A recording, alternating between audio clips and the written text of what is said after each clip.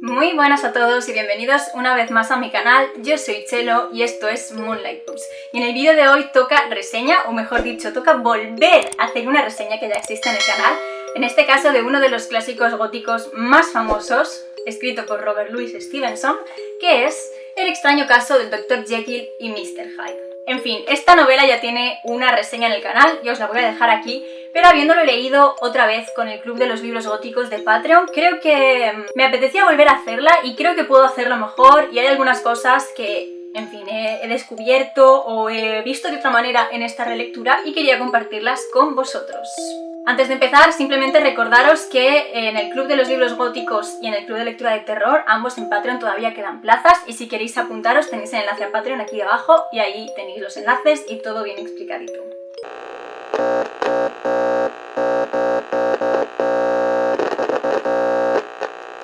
Pues bueno, tal y como os he dicho, hoy vamos a hablar del extraño caso del Dr. Jekyll y Mr. Hyde de Robert Louis Stevenson, una novela muy cortita que hace una interesante reflexión sobre la dicotomía entre el bien y el mal.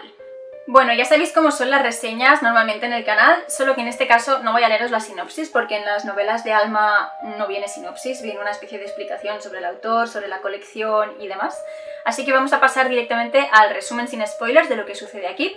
Luego os daré mi opinión y al final va a haber un apartado de spoilers, sobre todo para los que ya habéis leído este relato, para que podáis contrastar vuestras opiniones con las mías. Pero no os preocupéis que os avisaré cuando venga este fragmento, aquí nadie se va a comer un spoiler si yo puedo evitarlo. En fin, en el Dr. Jekyll y Mr. Hyde seguimos a nuestro abogado, Mr. Utterson, que está claramente preocupado por el contenido del testamento de su amigo Jekyll, ya que de la noche a la mañana decidió que todo lo que tenía se lo iba a dejar a un tal Mr. Hyde, a quien no conoce.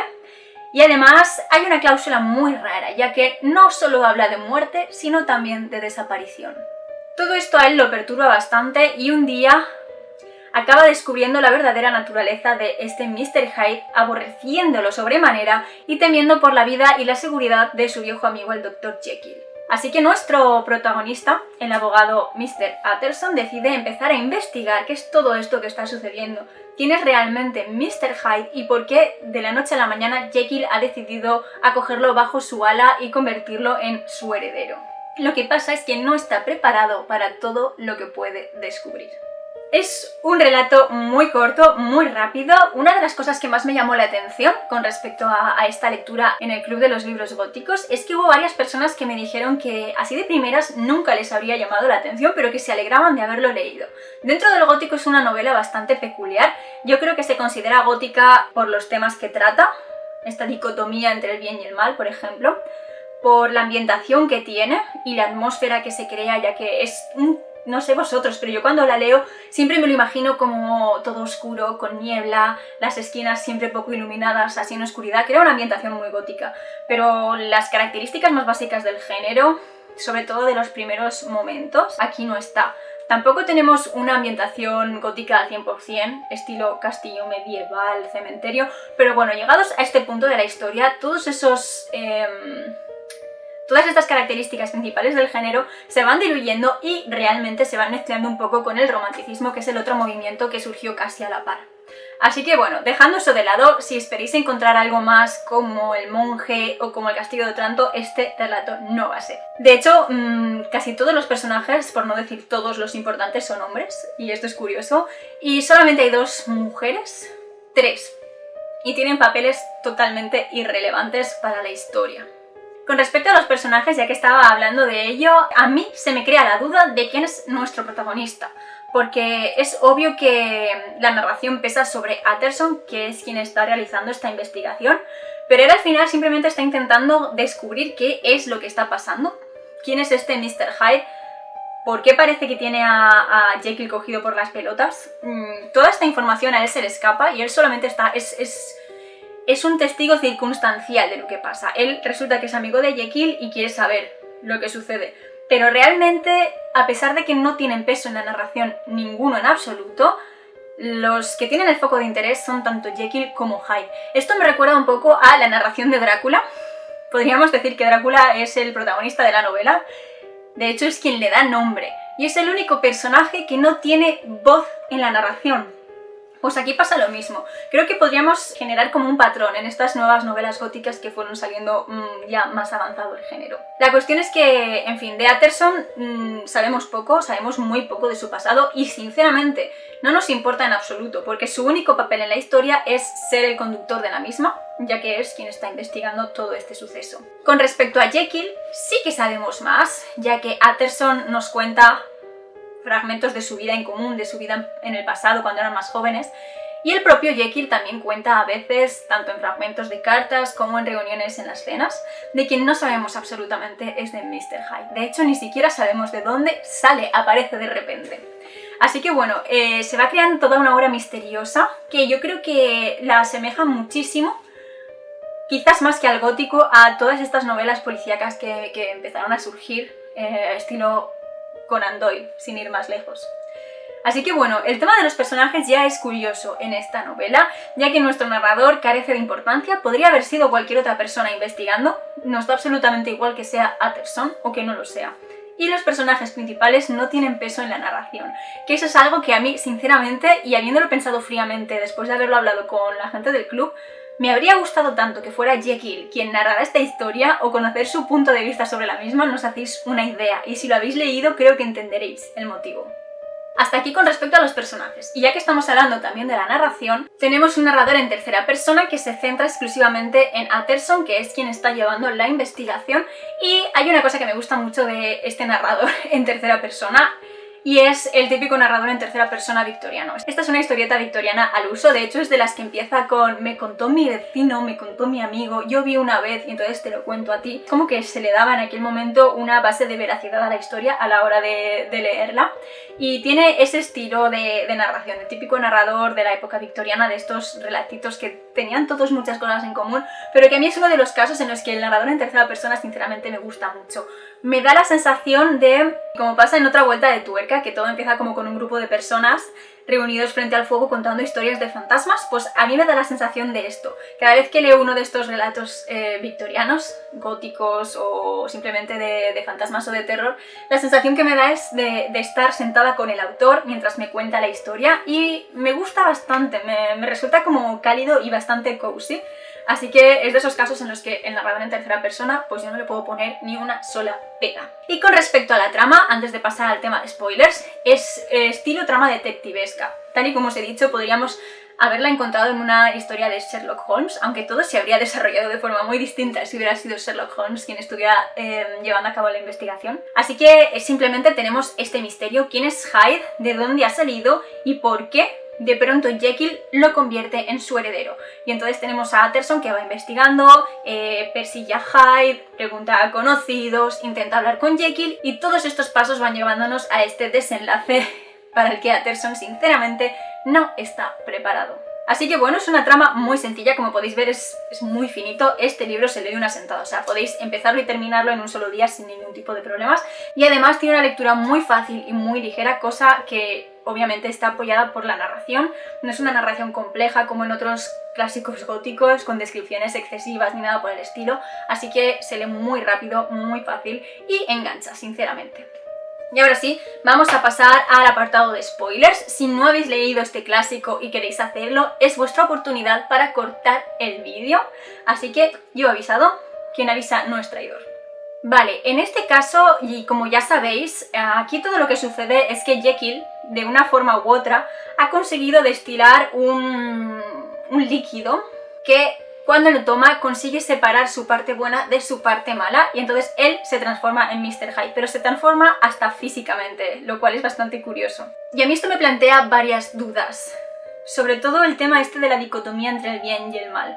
A mí me hace preguntarme, vamos a dejar el trastorno psicológico para más adelante porque creo que también tiene un peso importante este concepto debajo de la novela. Me hace plantearme el hecho de que cuando él toma el líquido salga su parte malvada y no su parte buena, que podía haber salido también. Y hay varias cosas que me rondaban en la cabeza. Es decir, o sea, sale Mr. Hyde, que es su parte mala, porque él la había tenido reprimida y entonces al liberarse sale esa parte, o sale Mr. Hyde porque el ser humano es inherentemente malo y se empeña en ser bueno. Porque el ser humano vive restringido por estas normas sociales de nuestra moralidad que nos impiden hacer ciertas cosas, y entonces, a pesar de que nuestra naturaleza tire hacia ello, las tenemos reprimidas. Es algo que a mí me ha dado vueltas en la cabeza y no he sido capaz de llegar a una conclusión. No sé qué era lo que pretendía Stevenson con esto, o sea, no sé si estaba diciendo que al haber reprimido tanto sus instintos más bajos, cuando toma ese brebaje, la parte que sale es la que él ha tenido reprimida, porque en teoría, y remarco muchísimo, en teoría hay unas comillas gigantes, Jekyll es bueno, pero eso es mentira, o sea, Jekyll está utilizando este brebaje para poder hacer el mal sin sufrir las consecuencias, ni físicas, porque si lo pillan ni siquiera se parecen, nadie sabe que es él, ni morales, porque a fin de cuentas él es Jekyll y el otro hombre es Hyde. O sea, puede matar y a él le da igual porque no ha sido él, no es bueno. Es obvio que Jekyll no es bueno. Entonces ahí estaba yo dudando. O sea, ¿existía realmente la posibilidad de que se hubiera desdoblado en su parte buena? ¿O eso nunca estuvo ahí y la maldad que subyace dentro de él era tan innata que no había forma de que surgiera de otra forma? No lo sé, es algo que me dejó dudas.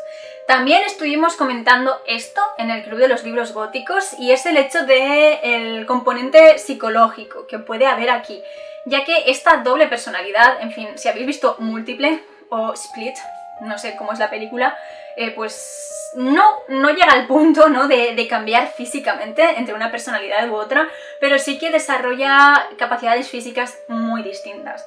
Entonces, en este caso, sí que decidí irme un poco por esta lectura del trastorno psicológico, de que el Dr. Jekyll quizás tuviera un trastorno de doble personalidad, no sé cómo se llama, vamos, que tenía múltiples personalidades en su interior, en este caso solo dos, y que pues bueno, va cambiando y poco a poco vamos viendo cómo va perdiendo el control de su, en teoría, personalidad original.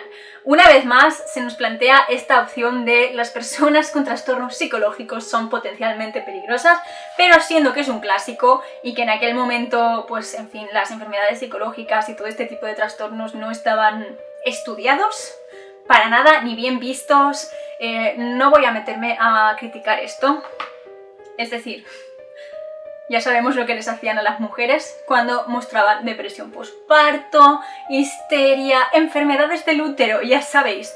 Así que no, es algo de la época, ¿no? El tratar este tipo de trastornos de una forma tan poco humana y tan extrema.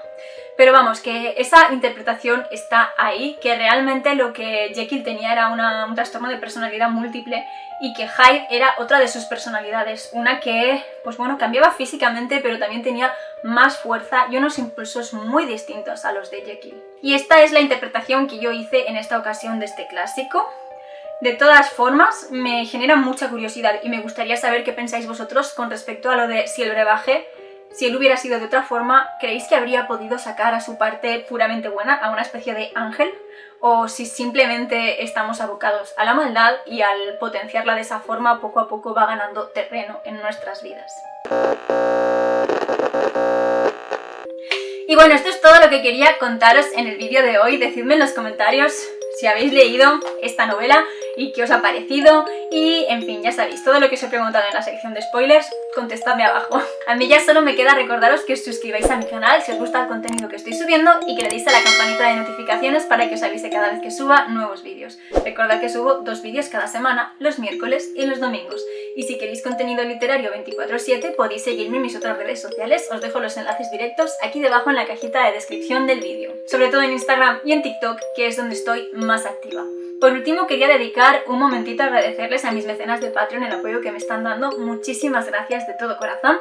En este caso especialmente a los chicos del Club de los Libros Góticos por haber leído y comentado conmigo esta novela. Me ha gustado muchísimo compartir la experiencia con vosotros y poder conocer vuestras opiniones.